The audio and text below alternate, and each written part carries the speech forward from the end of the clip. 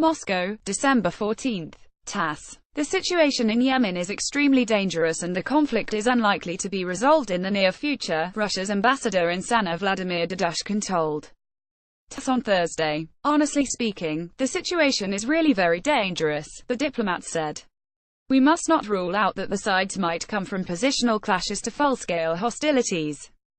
Naturally, it is difficult to talk about prompt solutions in current circumstances, Dedushkin said. Russia's Presidential Envoy for the Middle East and Africa, Deputy Foreign Minister Mikhail Bogdanov and UN Special Envoy for Yemen Ismail Ould Sheikh Ahmed focused on the issue at the recent talks in Riyadh, he said. The UN Envoy for Yemen is determined to launch dialogue between the warring sides in the near future, Dedushkin said. It is satisfactory that in spite of the hopeless situation, Ahmed is set to try again to relaunch dialogue between the sides, the diplomat noted, commenting on the Riyadh talks. He will attempt to get the sides to be involved in direct negotiations, and what is more, in the very near future. Moscow welcomes these efforts brokered by the UN, he said. We are ready to fully assist in the search for compromises, the ambassador said. It would be perfect to actively engage the current institution of ambassadors from the countries sponsoring the political process, first of all, 5 permanent members of the UN Security Council, Dedushkin said. Unfortunately, during the conflict these agencies actually remained idle, despite Russian representatives' numerous attempts to give them an impetus, and it is not our fault. It is crucial that Ismail Ould Sheikh Ahmed's plans and proposals would be of comprehensive nature and will not fixate just on humanitarian aspects, but should simultaneously include political and security issues, the Russian ambassador said. In particular, within the framework of UN Security Council's existing resolutions, we should look for areas of common interest that could allow to stop fighting, step up confidence measures, disengage the warring sides and begin making up unified authority bodies.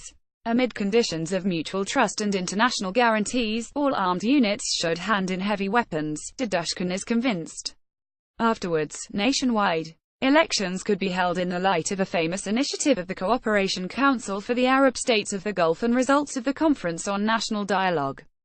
The diplomat underlined, and long hope for peace will eventually come to the long-suffering land of Yemen. Yemen conflict. The war between the country's world-recognized authorities and the Houthi rebel units has been raging in Yemen since August 2014. However, the conflict entered an active phase when the Saudi coalition invaded the country at the request of President Abdurabu Mansur Hadi in March 2015. In January 2015, the Houthis seized capital Sana'a and forced President Hadi to move to Aden. He left the country after the Houthis entered the city on March 25. The next day, Saudi Arabia, supported by the air forces of Bahrain, Qatar, Kuwait and the United Arab Emirates, launched a military operation against the rebels. Egypt, Jordan, Morocco and Sudan also joined the coalition. Since the 29th of November 2017, the Yemeni capital of Sana'a has been gripped by a wave of violence. Clashes began when the Houthi rebels attempted to seize some state buildings and facilities controlled by former President Ali Abdullah Saleh's supporters. On December 2, Saleh broke partnership with the Houthis, and was killed by the rebels on December 4, while trying to leave the capital and move to his native settlement.